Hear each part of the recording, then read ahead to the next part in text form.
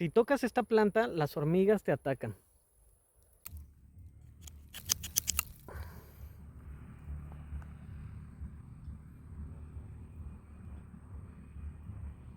Responden en segundos cuando detectan daño.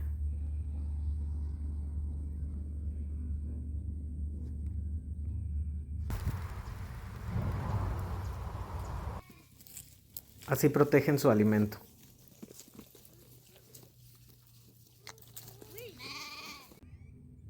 Y reaccionan en segundos.